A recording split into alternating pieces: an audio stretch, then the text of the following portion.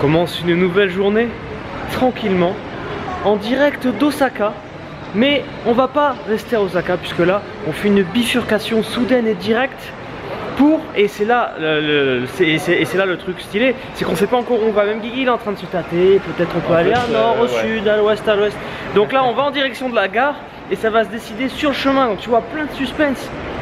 Je suspense, tu peux. Non, je réfléchis, je sais pas encore, on verra, je me tâte.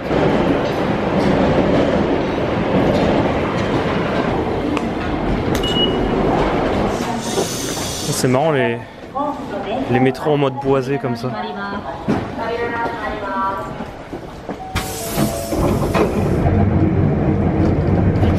Ça y est, on a choisi la destination pour la suite de l'aventure. On vient de récupérer nos petits tickets de Shinkansen, le TGV japonais. Et là en fait on va pas repartir d'Osaka sans prendre la spécialité d'Osaka qui sont les takoyaki, les boules comme ça avec un morceau de poulpe à l'intérieur. Les fameuses takoyaki d'Osaka. Alors, qu'est-ce que ça vaut ces petits takoyaki d'Osaka, hein? Qu'est-ce que ça a l'air chaud? Non, ça va. Alors c'est pas pour en faire des tonnes, ouais c'est trop bon et tout. Moi normalement à la base je suis pas trop fan des takoyaki. Mais ceux-là vraiment ils sont très bons. Vraiment ils sont vraiment bons, je pourrais en manger plein. Je l'avais dit hein. Bienvenue à Kurashiki. Alors aujourd'hui on n'aura pas la météo avec nous, mais il fait pas froid quand même, il fait pas froid. Donc là Kurashiki ça se retrouve où? On est en direction sud-ouest du Japon, donc on continue à descendre un petit peu vers le bas. Et avant que vous me posiez la question dans les commentaires, comme pour toutes les saisons, en fin de saison je ferai un débriefing où voilà j'expliquerai tous les endroits avec une carte où on est passé, petit débriefing des impressions, de machin et tout. Voilà, ça sera dans la dernière vidéo de la saison. Ça, l'autre jour c'est ce qu'on avait mangé, je sais plus où, mais il était juste à la crème et c'était très bon. C'est vraiment trop mignon, c'est vraiment le papy et la mamie qui ont leur stand comme ça. Alors est-ce qu'il est bon ce, comment ça s'appelle? C'est alors attends, parce que ça dépend des endroits les noms. Donc c'est un Ebisu Manju, parce qu'en fait la rue où on est c'est la rue Ebisu, qui vient d'un dieu, enfin d'une divinité du shintoïsme. Ebisu, c'est dans les mangas, il y a souvent des persos qui s'appellent comme ça. Donc voilà, Ebisu Manju, le gâteau de Ebisu. Le gâteau de Ebisu. Ça coûte rien, on va payer ça 50 centimes d'euros. Voilà, la crème, de la pâte d'haricots rouges, du gâteau. C'est super mignon ces rues là. C'est vraiment très mignon. C'est vraiment dommage pour le temps parce que c'est vrai que sous le soleil ça serait beaucoup plus beau, beaucoup plus carte popo. Ça me fait beaucoup penser à des rues qu'on peut retrouver à Kyoto par exemple. Kyoto, je me rappelle, il y a une rue qui ressemble un peu à ça. C'est mignon ça, ils font quoi? C'est une guest house. Ah ouais? C'est là où j'avais dormi. Sérieux? Ouais, et la journée ils font café. Voilà, là c'est sympa, tu vois. Très joli, très calme. Et une belle ambiance, et là même, malgré le temps, en fait justement ça rajoute un petit truc, tu trouves pas, il y a une petite atmosphère là? Une petite atmosphère mystique. Ah c'est vrai, hein? C'est un temps humide. Tu vois, c'est pas juste 2-3 ruelles, c'est quand même... Le quartier est assez grand. Et ouais, je suis étonné justement parce que ça fait en fait quartier très touristique, mais il n'y a pas beaucoup de monde dedans. Excellent, ça je m'en rappelle bien dans ta vidéo. De ce truc là, et tu fais de la barque aussi là. Et pour le coup c'est vraiment des papis qui font chauffeur de canoë là. Mais des bons papis chauffeur quoi. De canoë. C'est pas un catamaran ça? Et du coup et là ouais bah regarde le bord de la rivière comme ça, franchement c'est génial. Et tu vois que je regarde tes vidéos parce que je sais que cette ville on peut goûter une glace particulière. La glace au gin. Gin. Pourquoi ici? Pourquoi la glace au gin? C'est une spécialité de Kurashiki qui est connue pour ses gin. Qui est connue pour ses gin. Voilà, il y a des fabriques de gin ici. Et donc un burger au gin. Voilà. Un burger au gin et une glace au gin. Moi franchement ça va, j'ai pas trop faim après là, c'est pas obligé de... Bon on va quand même goûter puisqu'on passe devant la glace au gin. Hein, comment tu peux faire un truc au gin? Always delicious element and the color is Tiffany blue. Oh, arigatou gozaimasu. Sorry. Donc c'est fait avec du blueberry, du lait et de la limonade. Toi tu connais? Ouais. Et c'est bon? Je me rappelle plus, c'était il y a longtemps, mais c'était bon mais chimique. Voilà, c'est pas chimique du tout. On dirait un yaourt aux fruits. Ah, ils ont changé la recette, je pense. Parce que là, on sent pas du tout le goût de soga. Je pense qu'il a dû voir ma vidéo, il a vu que c'est un peu chimique, et il a changé la recette. Il y a moyen. Ça fait vraiment yaourt aux fruits là. C'est très bon. Ah, c'est vrai. C'est un yaourt au blueberry. C'est vraiment très bon. Ouais, il a un léger soupçon de limonade. Tu la sens? Ouais. Je suis étonnamment surpris. La glace est très bonne. Attends.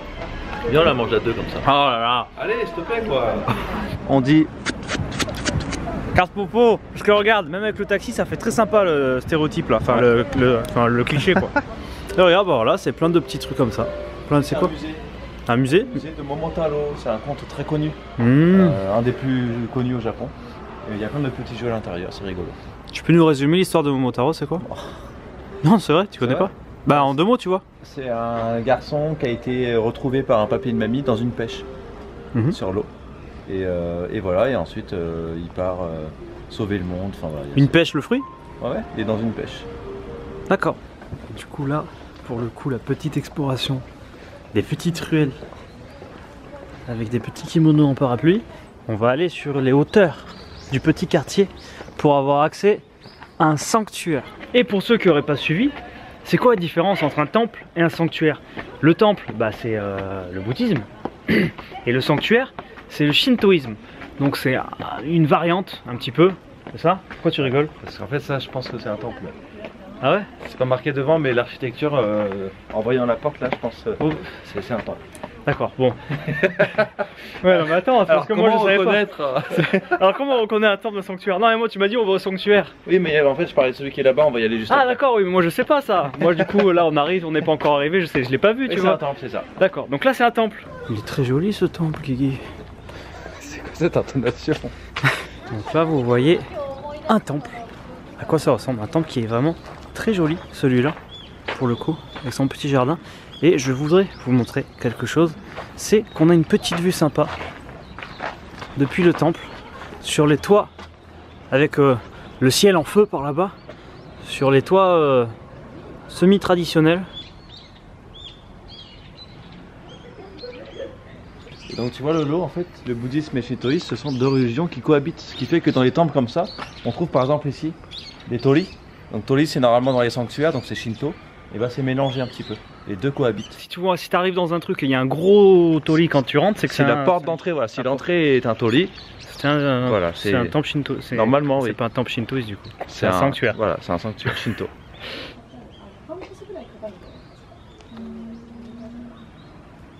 Tentative d'approche. Regardez, le loup-garou.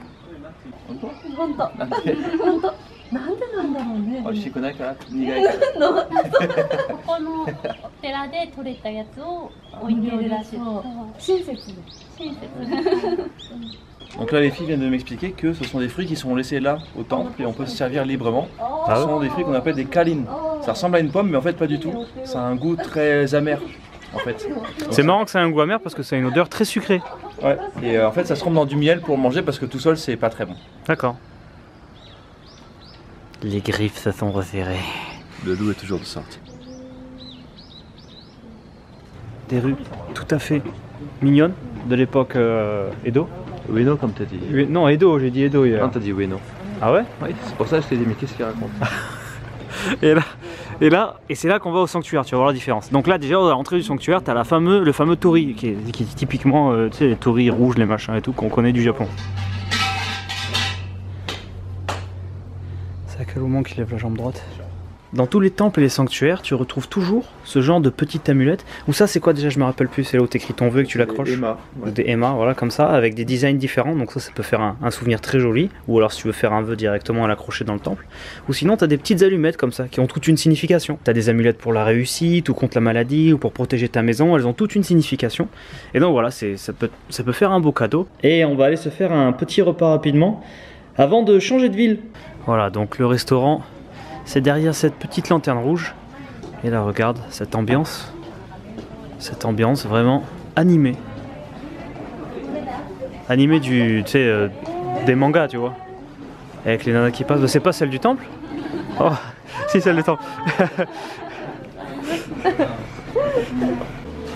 On est dans un petit resto de quartier avec le papy, c'est toujours le même depuis le temps. Tommy Sensei. La première fois que tu étais venu, c'était il y a 5 ans, tu m'as dit? Il y a 4 ans. Et si, donc il était déjà là, voilà. C'est son resto à lui quoi. Et j'étais revenu aussi un an plus tard. Et alors, regarde, il te fait des chefs-d'œuvre, ça fait 10 minutes il est sur une carotte. Ouais, c'est vraiment, il prend beaucoup son temps, il s'applique beaucoup. Et les plats sont très beaux à chaque fois, c'est bon et c'est beau. Et c'est fait avec ça.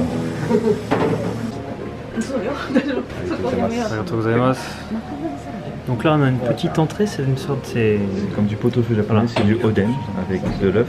Le chikuwa, c'est une sorte de pâté de poisson et du radis. Bah, ce sont les cha-soba, donc c'est les soba au thé vert, en fait, au matcha. au matcha. Voilà. Des nouilles au matcha. C'est ça, c'est pour ça que c'est vert. Et les soba, c'est fait avec quoi? C'est fait avec de la farine de sarrasin. Là dans celui-là? Ouais. Vas-y. Au début on sent pas, mais on a un arrière-goût de matcha qui est très très fort au final. Ouais, et qui est bon. On sent très bien un peu. Le matcha c'est le thé vert, tu vois, on le sent très très bien un peu. T'aimes bien ou pas? C'est Moi bon. j'aime bien, moi j'adore le matcha. Ah,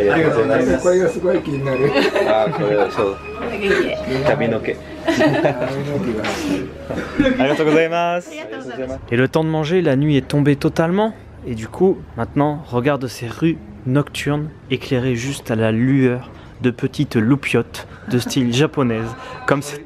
Je suis un lexical de la lumière.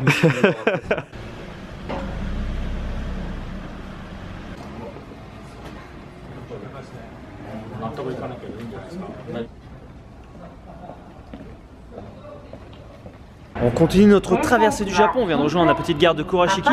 Et là on continue dans la descente, tu vois, on descend encore un peu plus dans le sud-ouest du Japon. Une petite heure de train, on arrive à Fukuyama. Et là on va se prendre un petit bus pour rejoindre notre ryokan, non, notre onsen. Hôtel du soir, voilà. Hôtel Yonsen. Onsen du soir. Est-ce qu'on a 2 lits? Alors, non, parce que comme j'ai beaucoup aimé l'expérience d'hier. Bon, elle est ouf des Peugeot. Ah. T'attends pas un truc de ouf non plus. Si, mec, tu sais pourquoi c'est une chambre parfaite? Est-ce que tu veux que je te dise pourquoi c'est une chambre parfaite? Il y a 2 lits. Déjà, il y a 2 lits et il y a un bureau. Pour faire le montage, c'est mieux que quand je suis accroupi par terre comme un esclave. Il y a un onsen de Barjo qu'on va aller voir. De Barjo carrément? Ouais. Cool. Fais voir la salle de bain.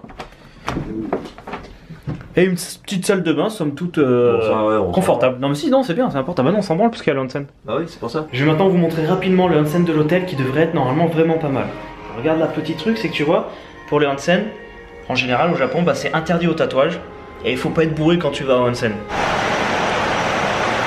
Alors je te montre rapidement à quoi ça ressemble avant qu'il y ait du monde qui arrive. T'as un petit bain ici, un autre un peu plus grand là-bas, un autre là-bas qui fait jacuzzi, un autre en hauteur où ça fait des massages aux jambes ou plus ou ailleurs si tu veux, il y a des gros jets. Et là t'as toute la partie où tu te laves avant le bain ou après, enfin avant le bain déjà faut se laver avant de rentrer dans les bains, puis après si tu veux te rincer. Ici t'as un sauna en escalier avec des petits étages tu vois, et plus tu t'assois en haut plus il fait chaud puisque la chaleur elle monte. T'as une petite télé en face, tu peux mettre la télé tranquille en te calant dans le sauna. T'as une partie semi-extérieure là, avec des espèces de petits bains, comme ça, différentes températures, un gros bac principal, et là-bas t'as un truc où tu peux t'allonger. Tu t'allonges dans quelques centimètres d'eau très chaude, avec un air ambiant qui est très frais, puisque là du coup ben, on est dehors, quoi. On est ouvert sur l'extérieur au niveau du toit. Ça, tu vois, c'est vraiment le truc qui peut me refaire revenir tous les ans au Japon, tu vois. Rien que les onsen. Tant que t'as pas essayé ça, tu peux pas savoir.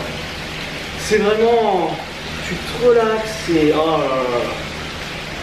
Aujourd'hui c'était une journée assez chill. Je t'avouerai que ça a fait beaucoup de bien puisque depuis qu'on est parti, on a vu un gros rythme. On partait tous les jours très tôt le matin avec le boulot du montage tous les jours qui est entre 4 et 5 heures de boulot entre le montage, l'encodage, la mise en ligne, tout ça. Donc là je t'avouerai que cette journée elle a fait beaucoup de bien. En tout cas, je suis très content d'avoir pu vous filmer le onsen là parce que c'est pas toujours très pratique s'il y a des gens dedans, parce qu'on est tous à poil hein, dans le onsen, bah, je peux pas vous le filmer. Et là, du coup, bah, c'était sur la fermeture, donc il y avait que 2 personnes dedans, donc j'ai pu filmer un petit peu quand les personnes allaient passer d'une salle à l'autre. Donc voilà, je suis très content d'avoir pu vous filmer ça. Guigui m'a un peu montré ce qu'on allait faire là dans les prochains jours, et je peux te dire que j'ai très hâte de pouvoir te filmer ça. Comme d'habitude, un gros merci aux tipeurs qui soutiennent cette aventure. Donc aujourd'hui, je dédicace cette vidéo à Pacher, Vincent, Yann Attack, Gabriel, Atrunzala, Efo, Kalidou, Maxime et Imtom. Merci pour votre participation et votre soutien. Moi, dans tous les cas, je vous retrouve tous dès demain pour la suite de ces aventures de folie avec Guigui qui profite jusqu'à la dernière minute de onsen. Mais moi, j'ai monté dans la chambre pour vous uploader cette petite vidéo. Je vous dis à demain pour la suite des aventures et hasta la vista.